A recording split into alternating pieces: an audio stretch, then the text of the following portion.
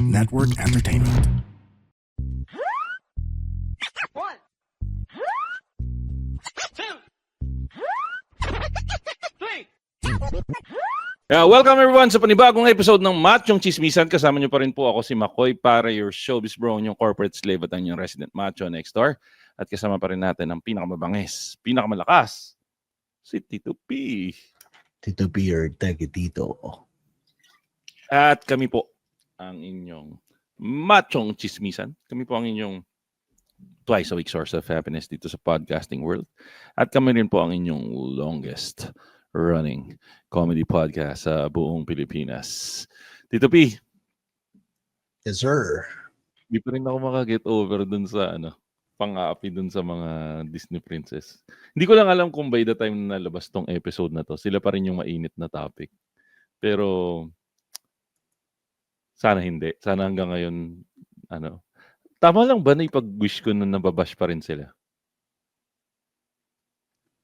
Or mas maganda na i-wish ko na maparusahan yung mga dapat maparusahan? Siguro yun na lang mas maganda. No? Maparusahan kasi be the better man.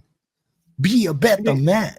Hindi, technically kasi, pag winish mo na maparusahan yung dapat maparusahan, kung karapat dapat yung mga Disney princesses or yung mga Nepo babies na maparusahan, at ang parusa sa kanila ay itong pambubugbog sa kanila sa internet, yun na yung wish natin, di ba? Wish mo. Huwag mo akong damay dyan. Hindi, pero ako, ang naisip ko lang, pre, dito sa mga never-ending saga natin ng mga Nepo babies at mga, ano ba tawag term? Ang tawag dito, Nepo babies and yung mga, nagkanga ko bigla, Nepo babies, saka yung mga Disney princesses na to. Oh, this is pretty. Okay. Sinampal ako ng kahirapan, pre. Yun naman yung talagang dahilan kaya madaming galit sa kanila ngayon. Yung pagkasampal sa atin ng realidad na ang daming taong may mas magandang buhay sa atin. Oh, talangkaan lang to eh. Talangaan, dapat, hindi lang kayo. Dapat pare-pares lang tayo nandito sa lusak. Oo, atake namin ka dito sa baba. Pakil. Ang ibig ko sabihin dito, Tito P, kasi sa kanila, ang mga nakikita natin, nasa ibang bansa sila lagi, nasa kung ano-anong kinakain nilang masarap. Yung parang ang hirap abutin ng mga bagay na gusto nila. Parang napa-reminisce din ako tuloy, Tito P, na nung kabataan natin, ano ba yung mga simpleng bagay na, kasi tayo, hindi naman tayo anak ng kontraktor, Tito P. Ikaw, Tito P, ay isang anak ng isang hamak na OFW, di ba? Tama, Tito P? Tapos yung mama mo, anong trabaho? Insurance agent ba yung nanay mo? Hindi, sa accounting. Pero eventually nung lumaki yung kapatid ko, naging housewife na lang. Naging housewife. Pero hindi pa rin nila lang ang pagiging housewife, ha? Hardcore yun. Lalo na kung malaking pamilya. Tapos ako naman, ako ay isang anak ng isang tindera sa palengke. At isang anak ng nagkikiskis ng bigas, businessman. Simple lang yung mga pangarap namin sa buhay dati. Gusto ko yung ginawa mo nagkikis-kis ng Nagkikiskis naman talaga kasi may rice mill kami dati. Oo, rice mill yun eh. Tangina. Wow, mahirap. Rice mill. Ako hindi mayaman ng mga may rice mill, mukha lang mayaman. Hindi mayaman ng pagiging may rice mill. Sakto lang. Sige. Pinaganda ko ng Para akong contractor eh. Pero natatandaan mo yung mga panahon na simple lang yung mga luxury sa buhay na gusto mo. Oo. Kasi ngayon, ikaw maarte ka na eh. Ano yung tinuturo mo sa aking klaseng sapatos? Hindi, pang daily, yung Evo SL. Yung Adizero na Evo SL. Adizero. Shoutout Adidas, paki-sponsoran kami. Tumatak mo kami. Niregaluhan ako ng running shoes ng asawa ko nung birthday ko. Ano ba yung magandang klaseng running shoes ng Nike? Pegasus 41? Yun, running shoes ko ngayon, Pegasus. Sarap sa paa. Sobrang salamat sa misis ko sa pag-sponsor sa akin ng Nike Pegasus. Yan. Mahal pala yun. Tinitignan ko ngayon. Thank you. Na guilty ako. Anyways, gusto ko pag-usapan pero yung yung mga luxury na para sa atin, lalo na nung kabataan natin na trip mo. Kasi ako, dati masaya na ako sa grapes. Oh. Luxury item naman yung grapes. Well, technically, putang ngayon ba sabihin mo ngayon, matanda ka na bibili akong grapes? Something ba na pagpaplanuhan mo pa yun? Parang minsan nga napadaan ka lang sa tindahan, ay puta grapes, so 150 pwede na, masarap. Hindi. Dito mo malalaman kung big time ka na. Pag yung grapes binili mo ng ng season ng grapes, yung kumbaga peak season niya na pinakamahal siya. Teka, ngayon ba hindi season ngayon? Kasi bumibili ako ng grapes ngayon eh. Hindi pa sa December. Pag mag-New Year, pare, yun yung Ayaw ko yung kailangan ng maraming bilog-bilog. Oo. Sa bagay. Saka yung mangga, no? Pero yung Oo. grapes, pre, pag may grapes dati, makatikim ako ng grapes, parang, wow, luxury to. Luxury. Oo. Ikaw ba, meron ka pa bang iba? Ako, madami ako nasa isip ko na naalala ko ng mga luxury items sa akin nung Pre, bata ako. Kahit anong value meal, pag nag-large ka, Puta ina. Ako kasi go iced tea ako or go iced tea or go pineapple juice ako eh. sa akin, pag nag-biggie, pare, pag sa Wendy's, yung mag-biggie size ka lang. Biggie size. Biggie size ng biggie size tapos change to iced tea. Oh. Kasi sa Wendy's, hindi ko trip talaga yung Coke sa sa fast food. More Hindi, on ko eh. Yung iced tea naman kasi talaga yung pinupunta sa Wendy's, pare. Pag nag-Coke ka, ibig sabihin nun, most likely naka-zero ka. Kasi ayaw mo ng asukal. Or yung sugar-free iced tea or naubusan sila na iced tea. Actually ako actually kaya isang rason kaya napapadalas ako kumain ng KFC ngayon. Kasi 'di ba walang asukal yung iced tea nila? So ang nangyayari sa akin ngayon, yung iced tea ko, nilalagyan ko ng yung iced tea ng KFC nilalagyan ko ng equal gold. Healthy, 'di ba? Pero Ito yun, pare, sige, go. The mere fact na yung, 'di ba, yung pag nagkakape ka, yung pag yung asukal mo, yung asukal na normal at saka yung pag-equal, yung luxury item pag yung naka-equal ka kasi mas mahal yun. Ay, pre, putang ina, napakamahal ng equal. Ako hindi ako bibili ng equal kung hindi yung malaking tulong sa akin. Kaya lang eh, parang binibili mo lang talaga yung kasama na rin siya sa pagtanda eh, no? Kasama na rin sa pagtanda. Ang style nga nung iba, yung sa mga coffee shop, nanghingi sila ng extra pouch ng equal tapos iuuwi nila. Tangina pre, nung bata ako, dumadakot ako dun sa Starbucks sa 6750. Di ba alam mo naman na ang unang Starbucks sa buong Pilipinas ay Starbucks 6750? 6750. Nung pinadala ko ng kapatid ko doon, sa akin pinapadakot ng kapatid ko yung kasi dati nakakalat lang doon dati yung equal. Oo. Ngayon, tingin ko ako isa sa dahilan kaya hindi na nila nilalagay doon kasi nga may batang nagnanakaw ng equal dati. Hindi, dati kasi as is na kung paano yung setup sa Starbucks US. Ganun yung style nila. At saka hindi pa kasi pinapasok ng mga hampas lupa yung yung Starbucks. Lupa ka naman. Yun eh. Yung mayroon nakapasok lang Kamanaba, dumadakot ng equal. Seryoso pre, dami kong dumakot ng equal dati doon. Tapos tuwan-tuwa yung tatay. As you should, pare. As you should. Ang mahal ng kape nila eh. Tangina. Ito pre, punta tayo sa comment section ng Machong Chismisan kasi pinost ko to eh. Sabi ni Carmela Elise Ramos Obilio, kompleta yan Carmela. Isa daw sa mga pangarap niya nung bata siya na luxury items. Makapagpalaman sila ng Nutella. Actually ako din eh. Kasi di ba parang dati hardcore pa yung Nutella dati? Ano ba tawag pronunciation? Nutella ba Nutella? Nutella. Nut. So, diba? Anut to me, diba? Diba? The coconut nut eh. Pero yung Nutella, pre, no? Ano ba? Yumaman lang ba tayo nagkapera kaya nabibili na natin yung Nutella? O medyo mahal pa rin naman talaga yung Nutella ngayon? Kasi dati yung Nutella, hindi siya distributed locally. Kailangan mo siyang kailangan pumunta sa Caloocan, sa PX, nakabili ka sa 10th Avenue. Sa 10th Avenue. Go to yun, pare. Meron pa ba din? Andun pa rin, katabi ng mga nagbebenta ng mga, mga accessories ng motor. Andun pa rin yung mga PX goods sa Caloocan? Andun pa rin, pare. Tangina-tindi.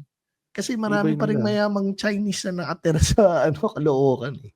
Hindi pa sa bagay, nakikipaglaban sila sa SNR, no? Pumapalag pa rin sila sa SNR. Oo.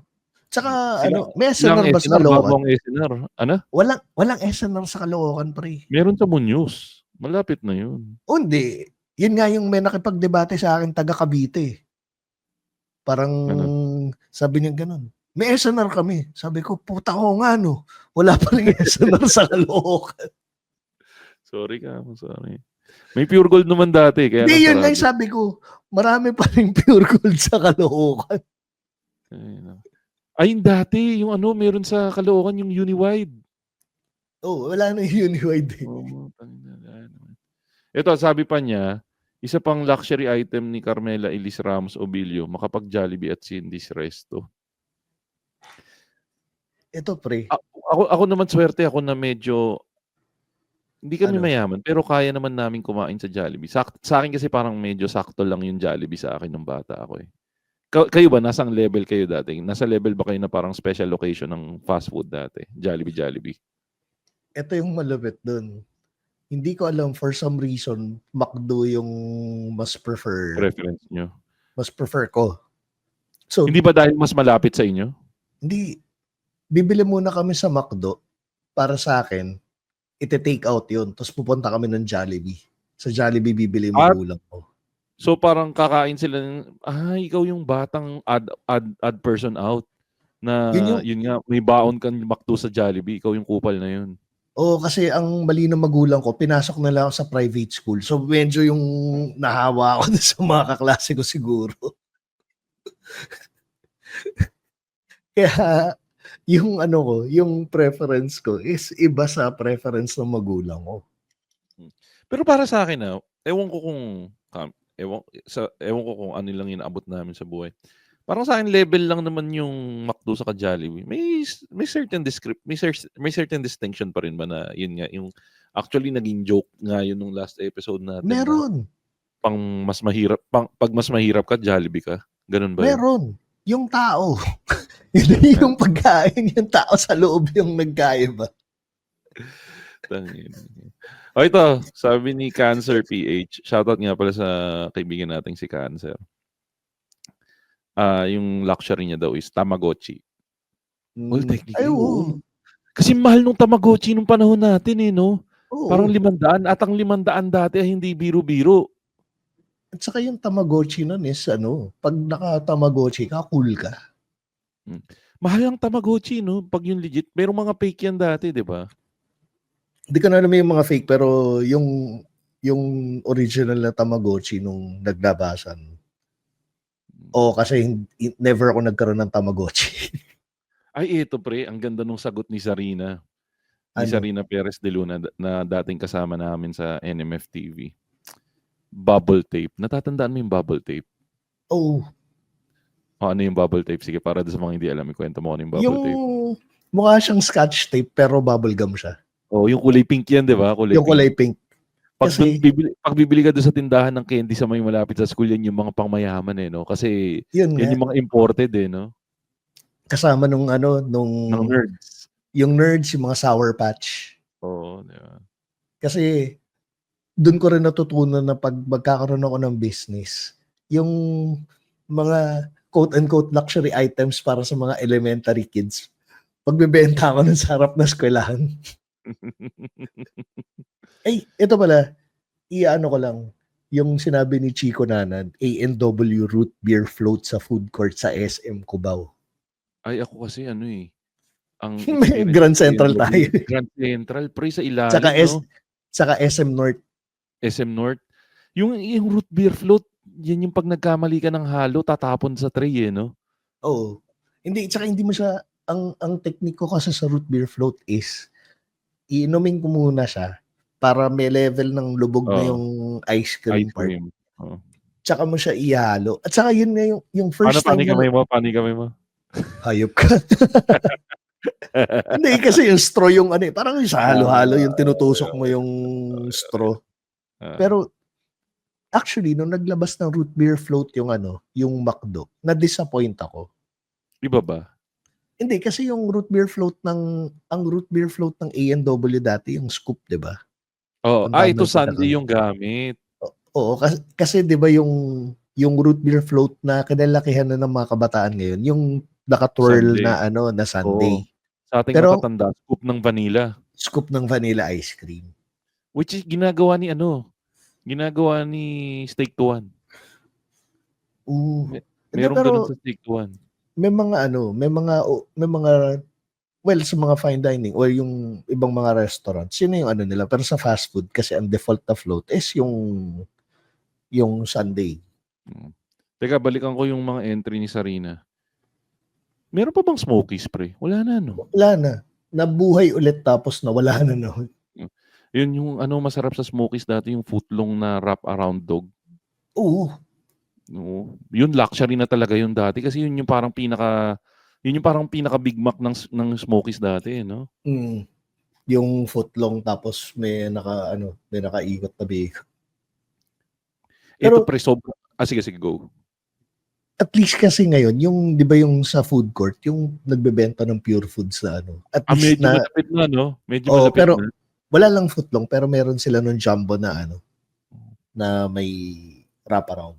Ewan ko pre, kung medyo nakaprogram lang yung utak ko. Medyo ilang pa rin ako bilhin yun. Nakatatak sa utak ko na parang hindi mo afford yan, mahal yan. Kaya kahit technically afford ko naman bumili. Hindi ko binibili yung hotdog na may balot na bacon dun sa mga TJ nga na yun. Ayun, na hindi ka iniwanan ng kamanaba mo. Kasi Ito, ako baliktad eh. Yung hindi ko ma-order ng bata ako. Ginigi mo na kagad yun? Oo. Ginigi mo na? Kung pwedeng yung wraparound na may kasama pang chili na toppings parang all in, tapos pickles pa. Naalala ko pre yung Ang mga hindi kumakain ng pickles, may hirap. Oo, hindi kayo sanay kumain ng pangmayaman na pagkain. Teka, natatandaan mo pre, nung medyo social pa yung yung hotdog sa 7-Eleven? Yung merong may chili sa harap ng chili con, tapos pwede mo palagyan ng keso. Yung meron hindi siya kasi naglabas kasi sila dati na hanggang ngayon. May slow, yung ngayon ka pre, nakasachet. Nakasachet. Ngayon nakasachet yung chili. Dati pre, yung tindero may slow cooker, siya yung magbubuhos ng chili con carne sa Sunday ay sa hotdog mo. Kaya pag parang that did not sound right pero ang gusto mo pag o-order ka ng chili con, mabait ka dun sa mabait ka dun sa nagbebenta kasi ang goal mo mapadami yung chili con na binubuhos dun sa hotdog. Pero panalo yung chili con carne dati sa 7-Eleven. 7-Eleven, utang na loob, bibalik niyo yun. Pero in fairness kay 7-Eleven, ang dami nilang innovation ngayon Meron silang binibenta na ice cup, tapos perang ibubuhos doon yung anong mga tinda nila doon, tapos lalagyan ng sundae. Nakita mo na ba yun? Hindi pa. Hindi pa pero kasi ginagawa na namin nung nung high school, yung pinapahalo mo yung mga soft drinks.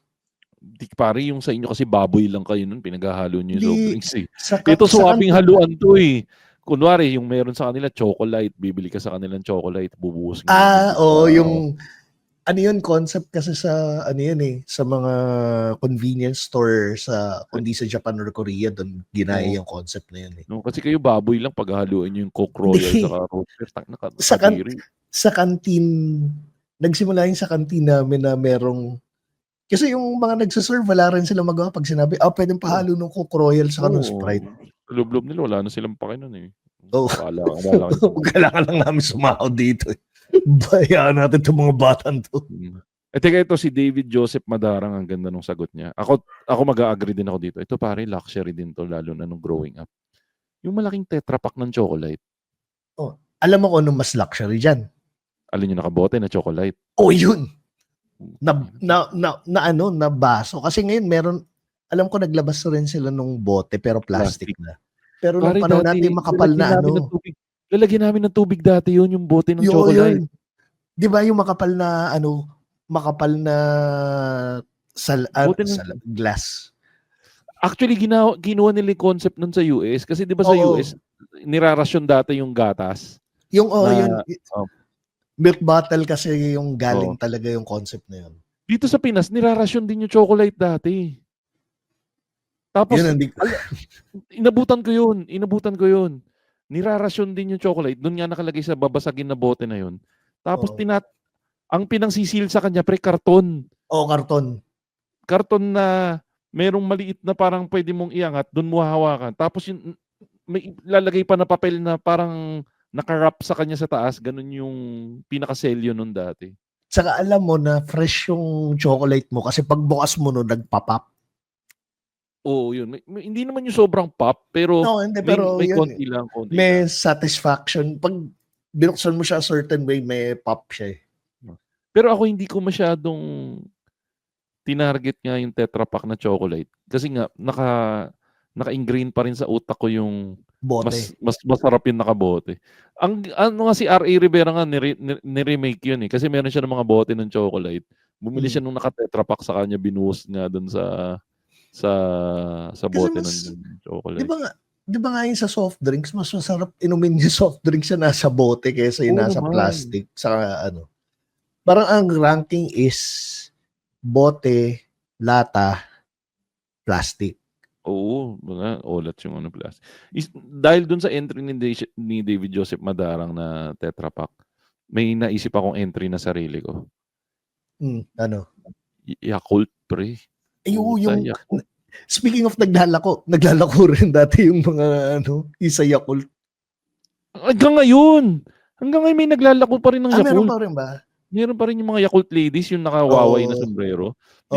May naglalako pa rin na kayo. Pero ako, pre, luxury sa akin yung pag nakakabili ako nung isang ano ba tawag doon? Isang balot ng Yakult. Isang pack, Tapos iinumin ko yun ng isang inuman. Yung maraming yun? Oo. Meron nga akong tangang moment, naalala ko may tanga moment ako nung bata ako eh. Pag binasa mo kasi yung ingredients ng Yakult, may skim milk. Oo. Di ba pag nakarami ka ng inom ng Yakult, parang may namumuo sa bibig mo? Well, hindi kasi. Pero nagigets mo yung sinasabi ko. Oo, nagigets ko nga yun. Akala ko nung bata ako, skin milk yun. Puta, akala ko, sabi ko, puta, namumuo na sa balat ko yung skin milk. Tanga, puta, bobo. Kaya nga di ba meron kang makilala yung pag nagsasalita, may laway-laway yung gilid? Oo, yun. Hindi mo alam kung nag-Yakult ko. Tawag doon Yakult, di ba? May teacher kaming ganun, si Sir Buna. Namumuo doon sa gilid niya. Tapos, hinihintay namin na pag namuo na, didilaan niya. Kadiri. Kasi siyempre, panis na yun, di ba? Wait, record ba sa engineering na may ganun proof? Kasi may proof din kami. Hindi, pare, high school yun. Tapos siya yung teacher namin sa electricity. May klase kami na electricity nung high school eh. High school. Anyways, yun, Tetra Pak. Ito naka-open ba sa yung listahan o ako na lang magbabasa lahat? Hindi, may naka-open din sa akin.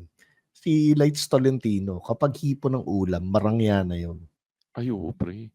Well, ako, na-realize ko lang yung hipon bilang marangya. Nung, lagi ko naman nakikwento dito, matanda na kasi ako nung nalaman ko yung mahal pala yung hipon. Kaya para sa akin, yun nga, parang special occasion yun. Kasi nung bago kami nung misis ko, dumakot kami unang beses kami nagtinda. Unang beses kami na mag-grocery. Yung sinabi mong... Dumakot ng hipon, tapos nung makita ko, puta, nasa 500 yata yung babayaran ko per kilo. Magmula nun, ang usapan namin lagi ng misis ko, pag bibili kaming hipon, nag-uusap muna kami, ilan yung kaya mong kainin hipon? Ako siguro mga 5. Sige ako, kuha ko 6 para sakto lang. Yun. Speaking of mahal, ito rin, sinabi ni Lights Tolentino, sinabihan siya ng tita niya na 2 subo ng kanin daw sa bawat isang segment ng hipon. Ang lungkot nun. Ako pa naman, pang ginagawa ko. Para sa akin, max na 2 kagat sa isang hipon. Oo. Pwede na siguro yun, no? Pero ikaw ba kinakarir mo yung paghigop ng ulo? Dati nung bata ako. Ngayon natatakot ka na kasi may high blood yun. Yun. Hindi takot. More of yung may conscious effort kang mabuhay. Sabagay. Pero ako hindi, parang hindi ko masyado na-appreciate yung paghigop ng ulo. Parang sa akin, wala naman masyadong value. Tapos yung kalaban pa niya is baka mamatay ka sa high blood. So parang sa loob ko, okay, hindi ko na lang hihigupin. Hindi ko na lang sisiplipin dahil malasa kasi siya. Hindi, sa akin wala lang. Kaya nga yung ibang ginagawa, di ba yung dinudurog, tapos ginagawa nilang soup stock. Ginagawa ng airpods ko yun dati. Yung ulo, tsaka yung balat. Ito si Franz Javier. ang luxury daw sa kanya latte is makapag-taxi, which is totoo. Ikaw, kailan ka nagsimula mag-taxi? Nung high school. Natatandaan mo yung mga unang gamit mo ng taxi? High school ka? High school. Kami naman, kasi di ba sa Mapua kami? Sa Mapua kami sa may Buendia. Pag nahihirapan kaming mag-FX mula Buendia papunta ng Buendia Station ng MRT. Tigsa 10 kasi yun, pre. Ang bayad sa FX na inubutan namin, tigsa 10. So, kukuha kami ng grupo ng 4. Kasi yun yung maximum sa taxi, 4, diba? So, nangyayari, parang minsan nagdadagdag kami ng 5 piso, tigi 15 kami. Yun yung ibabayad namin sa taxi para makarating kami ng Buendia. Kaya bad trip kami pag traffic. Yun yung panahon na medyo ma-hardcore na ako ng taxi. Na parang taxi na lang tayo kasi maghintay tayo ng FX. Ganun yung ginagawa namin dati. Pero pag yung ikaw mag-isa, no, may anxiety kasama kasi nakikita mo patak ng patak yung metro. Oo, yun pa pala pag yung budget mo tapos yung tayo na traffic tapos puta, habot ba tong pera ko? Naranasan ko yun na parang sabi ko ng Manong, baba nyo na ako dito. Tapos naawa sa akin yung driver. Kasi parang sabi, di ba doon ka pa sa 2 World Square? Nandun pa lang kami sa may kanyon, sa taas. Sabi ko, sir, kakapusin na kasi yung Hindi, sige, hatid na kita doon. Doon din kasi ako kukuha ng pasahero. So, mabait yung taxi driver. Yeah. Ako naman kasi sasabihin ko talagang maglalakad. Exercise na po sa umaga. Hindi ako sinabi ko kasi boss, kakapusin yung pera ko. Ito lang budget ko. Mabait si taxi driver. Naalala ko pala nung college, nagkaroon ako ng punto na taxi ako ng taxi kasi yung girlfriend ko that time may kaya. Tapos, so, nahihiya kang pag-commute siya. Nahihiya akong pag-commute. Nagpanggap kang kumag ka. Anong ginibap mo para makapag-taxi? Anong ginibap mo? Lunch? Hindi, parang, hindi. Hindi. Ang usapan naman kasi namin, medyo rin eh.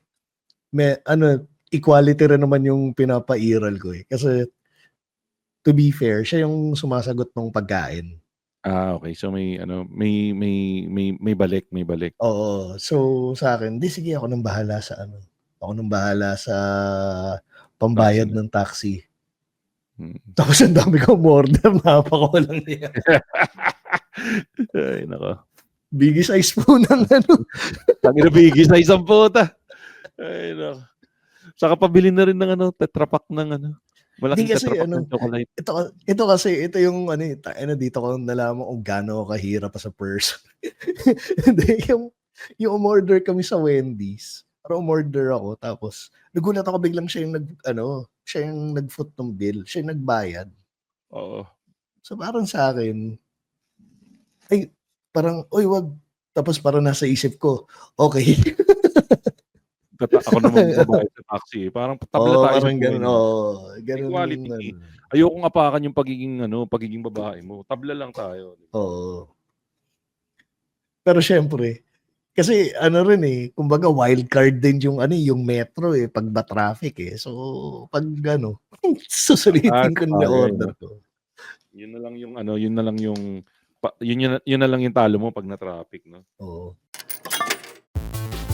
Parents, this is your cheat code to understanding your gamer kid. This is Keri Kita, Guide for Non-Gamer Parents. I'm Ray. And I'm Joey. Hardcore gamers, hardcore parents. Let's learn from each other. Dito, Keri Kita.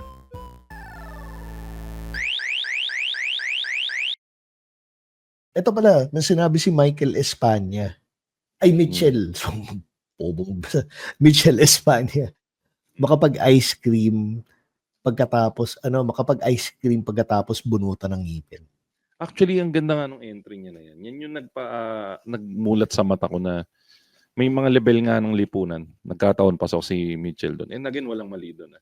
May level ng lipunan talaga na medyo rare pala sa kanila yung makakain ng ice cream. Kasi ako medyo sinuwerte ako na yung pamilya ko. Carry naman namin bumili ng ice cream noon. Tatandaan ko nga ang bilin. Alam mo yung bilin ng matanda, alam mo naman yung favorite na flavor ng matanda, 'di ba? Strawberry. Strawberry, vanilla, strawberry, ube. vanilla. Yan. Tandaan ko ay nanay ko dati galit na galit kasi Rocky Road yung binili. Hindi siya kumain. Galit na galit siya noon. Team ube yung nanay ko eh. Anyway, yun nga, balik tayo. Na ito yung level na may mga tao pala talaga dati na bihirang-bihira makabili ng ice cream. Kaya maganda rin pala na nauso yung sa Selecta, yung mura nilang ice cream, yung 3 in 1. Yung 3-in-1. Tangina, hapit na hapit. Pasok na pasok yun sa no? Pasok na pasok yun sa budget ng Pilipino. Kaya yung commercial nila parang special occasion talaga ang pinapasukan ng ice cream, no? Hindi siya Yung pa-birthday binibenta tapos with na ice cream. hindi siya binibenta na pang trip mo lang kumain. Oo. Laging ang commercial ng ice cream, birthday, masaya, May para okasyon. magiging special siya.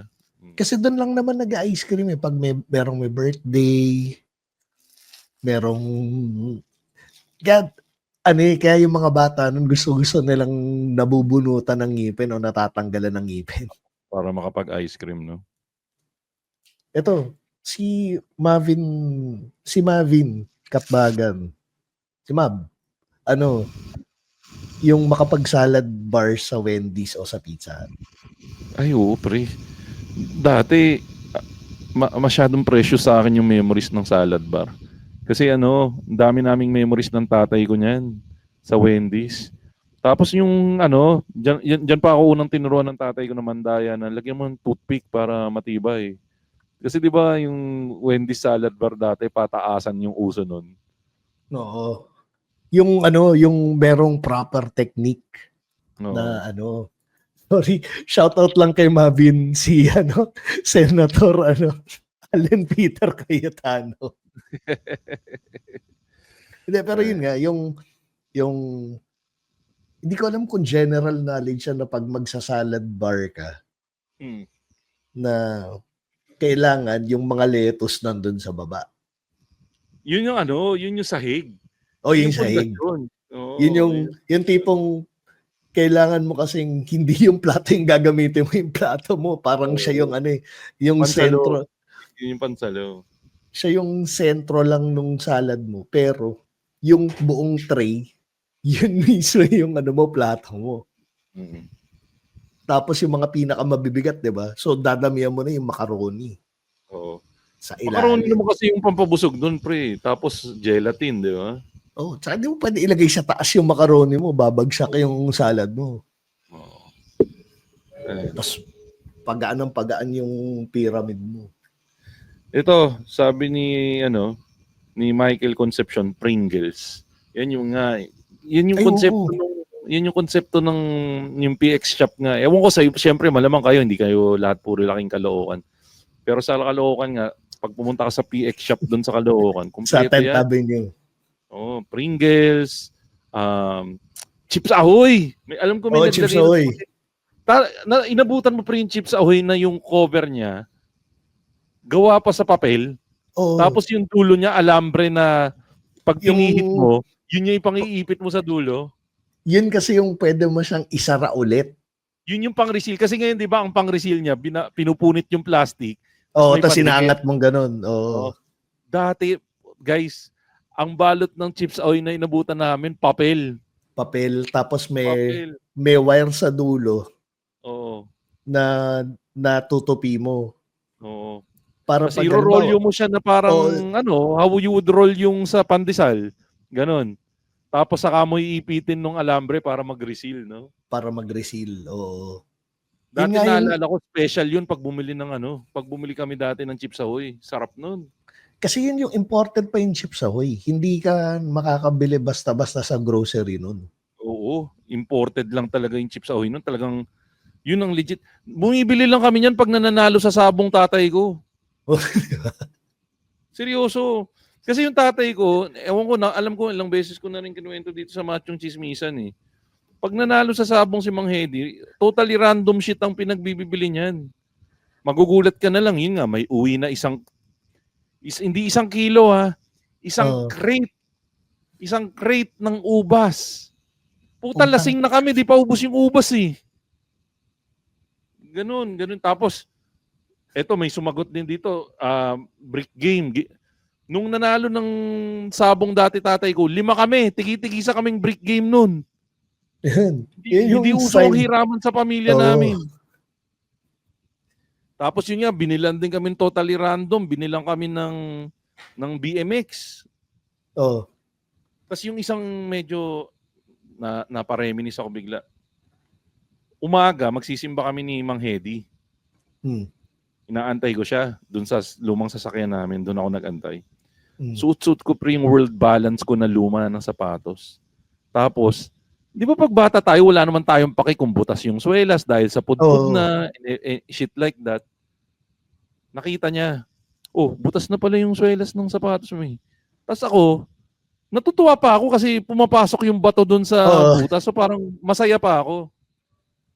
Being the kid that I am, hinirit ko na, okay lang yan. Tara, simba na tayo. Siguro na-touch si Mang Hedy. Pagkatapos magsimba, kinahapunan, nagsugal na siya. Nagsabong siya. Gusto ko yung na-inspire mo yung tatay mo na magsugal dahil. Nanalo siya nung gabi. Pag uwi niyang gabi, mga 6:00, swerte, ako yung nagbukas ng pinto. Ako yung nagbukas ng gate kasi nagbusina siya eh. Pip, pip, pip, pip. Nagbukas akong gate. Pagbukas ko ng gate, nakachinelas lang ako noon. Sabi, tara, sakay ka anak. Dinala ako pre sa Grand Central. Sa Grand Central. Yan ang go-to na. Yan ang SM ng Caloocan eh. Footstep yata yun. Basta yung tindahan ng sapatos na pag pumasok ka sa may galing ng Avenida, yung unang tindahan ng sapatos doon. Sa Bukana yun eh. Ang nabili ko pre, tandang-tanda ako, Cons React 2. Yun yung uso nung panahon na yun. Grade school tayo. Cons React 2. Alam mo, tandang-tanda ako hanggang ngayon kung magkano presyo. Magkano? Grade 3 tayo nun. Ang nabiling sapatos, Cons React 2, 2,710. Mahal nun dati, 2,710. Yung 2,000 na yan. Meron siyang React gel sa ilalim. Yun. Yun yung pantapat nila sa aerosol. So, yun yung natatandaan kong luxury na binigay sa akin ni Mang Hedy. Ay, nako. Naalala ko ito si pala, Mang pre. Total, napag-usapan na natin yung 10th Avenue. Yung entry ni Jade De Leon Tumampil ng Jade's Bubble, M&M's, Toblerone, Pringles at Chips Ahoy. Lahat mabibili mo dun sa sa bilihan ng PX Food. Isama mo na pre yung Spam. yung hindi yan. Yung hindi yan. yung imported sa chocolate, hindi nagtatabla yung chocolate saka yung biscuit. Para sa akin never nagtabla yun eh. Laging kulang yung chocolate. O ikaw ba sakto ka lang pag kumain ka ng yan? Hindi, baliktad ako na natitiran pa ako ng chocolate na kinakamay ko na. Kasi nga pag matututo ko mag-portion ng chocolate at saka ng stick eh. Yan yung nagtuturo sa'yo ng mag-budget eh, no? Oo, yan ang crash course mo sa budgeting, pare. Magandang tip yun. Ito si Edison sobrepayan niya. Aristocrat Restaurant. Aristocrat po, tao. Pero technically ako masasabi ko naman na kahit pa paano may narating na ako. Namamahalan pa rin ako sa Aristocrat. Tangina kasi ang paborito ng misis ko dyan, yung paksiw. May paksiw silang isda. Tangina ng paksiw yan, 500. Saka yung chicken barbecue nila. Ang bad trip nga ngayon, chicken barbecue nila naka-sachet na yung peanut sauce. Ay puta, seryoso? Matagal na, mahigit 10 taon nang naka-sachet yung peanut sauce nila. Okay na. Pero yun yung mabenta doon eh. Yung Java rice. Basta ang combo doon, Java rice. Pero yun nga, yung peanut sauce nila naka-sachet. Pero ako, binibili ko dyan yung deboned na. Merong deboned na chicken barbecue doon eh. Meron ba? Binibili ko. Meron na deboned. Habang ako nagde-deboned chicken barbecue, yung misis ko naman, yung paksiw. Ewan ko nga, nagpupunta kami Aristocrat. Tapos nung nagkaroon kasi kami ng phase na addict kami diyan. Doon kami kumakain sa OG sa Rojas. Oo. Yun yung Sa Manila yun sa Manila. Boy pa rin. Yung sa may yun, di ba? Malapit sa Raha Park. Oo, yun. Ito si Zeus. Oddballs, tapos puro squid ball. Oo. Nagagawa niya lang, tapos pag may padala daw yung airmats niya, papartneran pa niya ng potato corner na barbecue. Yun daw yung luxury niya nung kabataan niya. Solid yun. Oddballs, pre. Ako ang ginagawa ko sa oddballs para masaya, pinapagupit ko yun eh. Okay. Yung guguntingin yung yung Yung squid squid balls mo. ball, gugupitin yun para mas madaming subo. Para dumami. Oo, para mas madami. Yung portion niya para nagiging 4 yung isang bilog. Hindi naman ako ganun kaurat. Dalawa lang isang bilog. Masyado namang dukha pag pinaapat mo pa eh. Titingahin ka lang doon, pre. May enjoy mo lang siya, pre, pagkalahati lang. Okay. Oo. Tangina, lumalabas na yung mas mahirap. Pero alam mo ba na may bukas pa rin na AdBalls hanggang ngayon? Saan? Ironically, sa ATC meron pang bukas na AdBalls. Yun na lang yung nag-iisa. Kaya nga parang sa loob ng puputa, dadayuhin ko ba sa Alabang Town Center? Nasa Bulacan ako. Nung nalaman ko yun, pre, nag-isip ako kasi sabi ko, tangina, miss na miss ko na yung sauce ng AdBalls. Kaya lang, sulit pa na dayuhin ko siya sa Alabang Town Center. Hindi, pero pag naligaw ka ng ng South. Hindi, definitely pag naligaw ako doon, mag-a-AdBalls ako. Pero yung puta, talagang Hindi, yung yung araw na dadayo. yun, yung araw na yun, Squid parang balls. sabi ko, tangina, dadayuhin ko ba? Sabi ko, hindi na. Tangina, toll gate pa lang, olats na eh. Oh, tangina. Unless ka lang, asyong aksaya ka lang, tapos nostalgic ka. Ito si Ian QB, kapag mataas ang grades ko sa quarter exam, kakain kami sa Jollibee, tapos worth 500 pesos na toys. Nakaka-relate ako dito. Kasi, natatanda ko nga dati, pag kumukuha kami ng card, ito naman, in fairness kay Mang Hedy, pag kumuha kami ng card, reporting card quarterly, automatic yun, kakain kami ng fast food bago umuwi. Wendy's, yung baked potato, yan, madalas. Ayun, spad. Spad na pala tawag ngayon doon, pero dati Hindi. yung baked potato. Cheese and Baked cheese. potato. Bacon and cheese. I mean, spad yung tawag, yung general term doon. Uso na ngayon eh. Uso na ngayon yung spad eh. Ito pala, kay Jake Ladia, Rambo Sleepers, pencil case na may double deck, tsaka yung crayons na 3 rows. Tangina yung pencil case na double deck, medyo beginner pa nga yun. Napag-usapan namin dati, pre. Yung pencil case na madaming pindutan, yun yung mas hardcore. Ay, oo po. Oo. Actually, nagpaplano nga ako bumili nun eh. Meron sa Shopee. Yung madaming pindutan. Oo. As in, pag naghanap ka ng pencil case, meron dun yung mga classic na madaming pindutan. Yung pag clinic mo, may lalabas na ruler. Pag clinic mo yung isa, may lalabas na pantasa. Yung tapos yung pinagtasahan, masisave sa loob. Kasi hindi tatapon. Ganun kabangis yun. Ang tawag dun, yung parang Swiss Army knife na na pencil case. Oo, luxury. Speaking of luxury, dati may luxury ako. Ilan ang Crayola mo dati, pre? 16 saka 32 lang yun sa akin eh. Ay, Pare, 48 pala. Sorry. Naka-experience ako, 128 colors, pakyo kayong lahat. Yung ito ba yung wait. Attache case. Yun, Attache yung case. plastic na plastic attache case. Tangino, pinadala yun galing ng Canada. Ako lang mayroong 128 colors nun. Pakit sila lahat.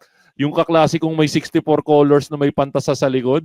Tablado sa amin yun kasi ako 128 eh. Parang 8 yung pula dun eh. Yung iba't ibang kulay ng pula, parang 8 eh. Ganun kabangis yun. Ito ba pala, pre? Ang gusto kong pencil. Meron pa, ang malupit dun, merong white. Yung white yung pinakawalang kwentang Crayola sa balat ng lupa eh. Parang ginagago mo yung sarili mo. Anong kulay niyan? White. Tangina. Yung kinukulay mo sa Oslo, magkakulay yung Oo, tangina yan. Hindi ito. Parang gobyerno ng Pilipinas yun, walang kwenta yun eh. Okay, good job. Sadali. Yung sa pencil case, pahabol ko. Ang gusto mo pang pencil case, yung parang may rocket launcher, yung tumutuping ganun, na may slot na kabitan ng Yun yung pencil case na meron sa Shopee. Check nyo, meron yun. Ay, yung may sinasabi mo? Mag-heal kayo ng inner child nyo, bumili kayo ng pencil case sa Shopee. Ito, kay Mike Valle, Marete François Gerbeau. Ay, puta, oh. Wallet, sapatos, pantalon. Pero ito walang steer. Pumunta akong Korea. Luxury brand siya. Oh. Sa Korea. ano naman kasi siya, pero kasi sa atin na market siya na sa SM Annex kasi to. Oo. Sakit. Tangina, Pero alam mo kung paano ako naging aware sa brand na yan? ano, Dahil sa death threat. bakit? Ayon sa death threat na na rap group. Mga naka-Giordano pantalon ay Girbo, ang sarap pukpukin ng mikropono. Yep. Tangina, kabisado ko yun. Ano yun eh. Yan ang default na sapatos nung high school. Kasi, yan yung mga go-to na sapatos eh. Polo Sport, Gerbo, Ben Simons. Basta yun yung mga naalala ko na may mga naka-Ferragamo pa nga eh. Nung pag Friday. Doon naglalabasan yung mga branded na Ferragamo, tangina. Ito speaking, si Starla, ang ganda ng sagot niya. Nung kabataan natin, luxury na ang cable TV. Oo, puta. Tatandaan ko nun, pre. Sobrang angat namin sa buhay. Oh. Ang cable namin, Kemp Cable. Wala pang Sky Cable nun, naka-Kemp Cable na kami. Tapos, 64 channels. Number 65 yata nakatago, Wawaw. Yung Tanginang Wawaw yan. Lupit. Ikaw, ito anong pala, unang cable nyo? Natatandaan mo? Sky eh. Sky na kayo nun. Tapos ito pa pala. Yung cable nyo nun, may cable box o wala pang cable box? May cable box. Kami, naranasan namin yung wala pang cable box. So, ini-split namin yun, pre. Lahat ng TV sa amin, ako nagkabit. Bata pa lang ako, marunong na ako nun. Ito pa pala, pre. Yung cable nyo nun, may level pa yun. Yung tinap at saka yung official. Oo. So, alam mong nakakaangat kayo sa buhay pag yung cable mo, yung nagbabayad ka ng monthly. Oo. Tapos yung top, yung may kapitbahay ka na babayaran mo ng 500, magkakabit ng cable. Tapos patawid, na yun? Patawid sa bahay nyo. Forever na yun. Hindi, rekta sa rekta mismo dun sa drop, hindi sa kapitbahay. Yung kapitbahay mo, maghahagdan papuntang poste, tapos maglalatag ng kable papuntang bahay niyo. Sa amin, lineman. Lineman yung abutan mo sa amin. Kasi yung lineman nakukurap sa amin. Pero sa amin, kumuha kami ng legit. Nagbabayad kami ng 300 plus yata a month. Tapos, ang cheat code, nakasplit sa lahat ng TV. Kasi dati, per TV ang singil nun dati. Oo, per TV. Kaya yung may nakasplit. Tapos ito nga, ang nakakatawa dun, yung sa amin kasi, yung dahil, di ba dati yung mga lineman, sila yung sila yung nag-i-illegal. Oo. Ang ginawa ata ng sinita yung mga contractor na nag-i-illegal. Ngayon, yung mga lineman yung naninita. Kaya kami nagkaroon ng official subscription ng cable kasi unang kabit namin yung yung illegal. Nung pumunta yung lineman ng Sky Cable, nakita. Nako. Gumanon sa amin. Nako, meron kayo illegal. Pero hindi naman namin kayo kung gusto nyo, kung gusto nyo, kumuha na lang kayo. Ayusin namin yung latag. Oo, di na namin kayo sisitahin. Di naging official ngayon yung Sky Cable namin. Again, Valenzuela. Hindi, yun yung mga Ito, sabi ni Kevin Duayan, Famicom. May Famicom ka dati? Oo, meron, syempre. Tangina kami, pre. Naka-Famicom na lahat dati, naka-Atari pa kami. Ganun kami ka... Kung di nga pero sa akin, pre, hinayang ko, hindi na baha ng Ondoy. Buo pa yung Atari namin, sayang yun. Matibay tapos naka-VHS na lahat dati, naka-Betamax pa kami. Medyo anti-technology si Mang Hedy dati. Hindi. Alam mo bang mas bago yung Betamax sa VHS? Seryoso ba?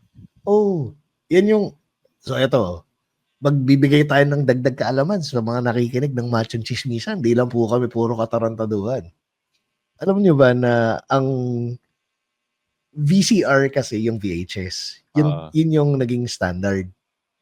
Tapos, si Sony, kung mapapansin mo, gusto magkaroon. Di ba si Sony mahilig sa proprietary? Di ba mas maliit ang tape ng Betamax kumpara sa VHS? So yun yung isang niyabang nila. Oo, mas compact ang mas compact ang Betamax. Kaya siya mas maliit at mas maganda yung technology na gamit sa Betamax. Kaya lang, sinabi ni Sony, family-oriented ang Sony na kumpanya. Kasi ang distribution dati ng mga pelikula, di ba dati sine? Oo. After a few years, VHS. Oo. Ang parang nagkaroon ng idea rin kasi yung mga yung mga producer ng mga pelikula na i-distribute nila for personal consumption yung mga pelikula. Doon naging option yung VHS at saka yung yung Betamax. Ngayon si Sony, sabi nila family-oriented kami. Hindi kami papayag na mag-distribute ng porn sa Betamax. Yun ang pagkakamali niya. So, eto, ngayon yung mga porn companies, sige, ayaw niya sa Betamax. Pumunta ngayon sila sa VCR. Kaya kaya ang naging de facto standard ng distribution ng mga pelikula VHS kasi hinarang ni Sony yung pag-ano ng porn sa Betamax. Yun ang pagkakamali nila. Oo. Malilibog pa man din ang may-ari ng may mga bold kami dati na Nasaan na kaya yung mga bold ng tatay ko? Nandun pa Although may mga bold sa Betamax, pero kasi mga illegal mga pirata na yun. Mga pirata na yun. Pero yung mga official. Tatandaan ko dati, nanonood pa ako dati kung paano magpirata nun Meron 2 Betamax ka dapat nun Magkapatong.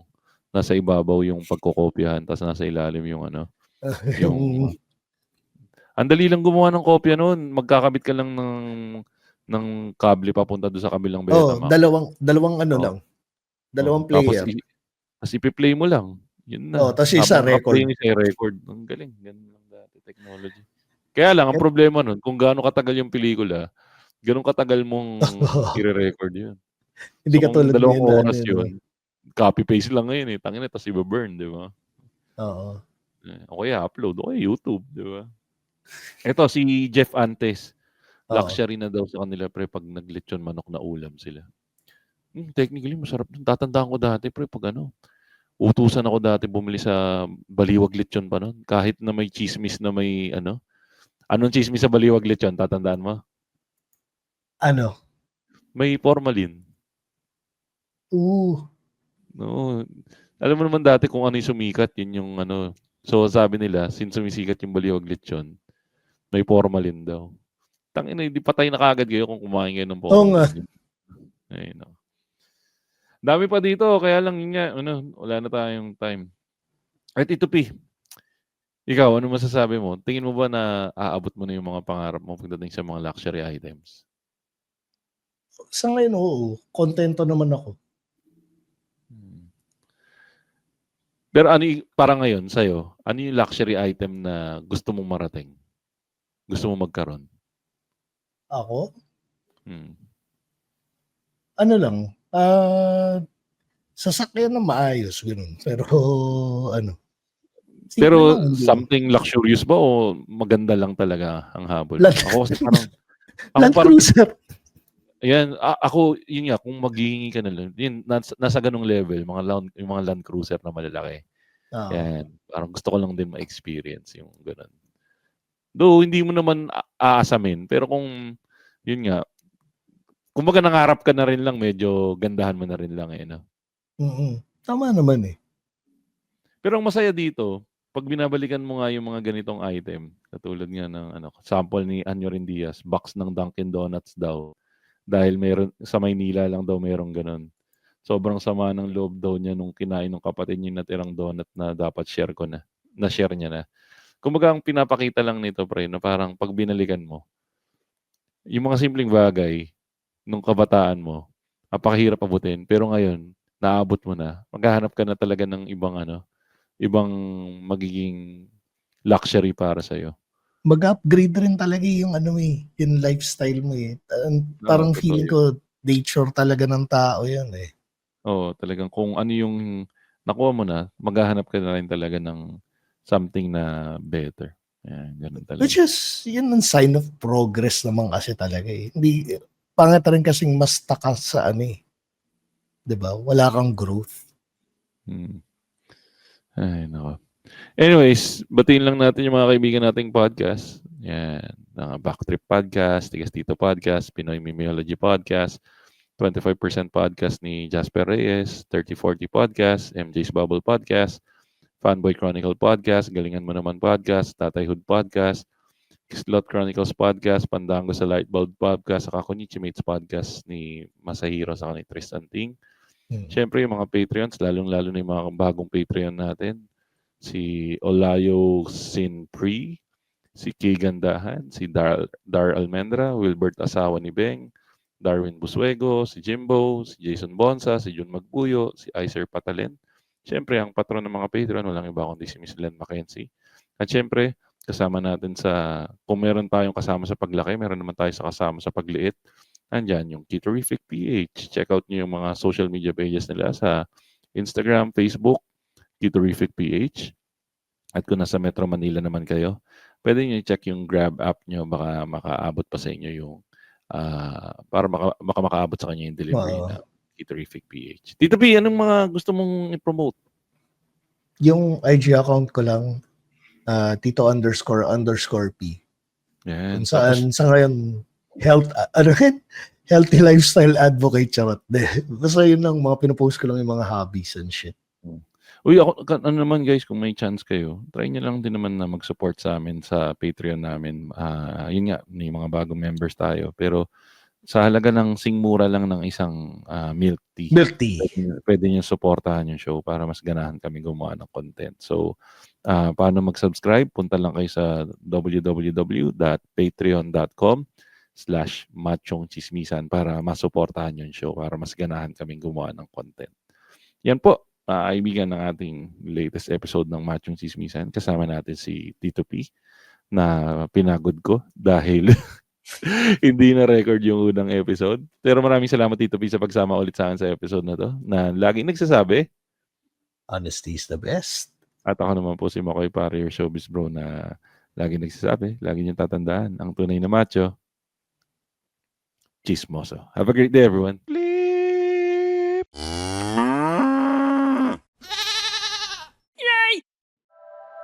The opinions of podcast creators, hosts, and guests are not necessarily reflective of the official stance of the Pod Network Entertainment, its hosts, or other network programs. The content created by the people behind the podcast is personal and not meant to harm any religion, ethnicity, group, organization, company, or individual.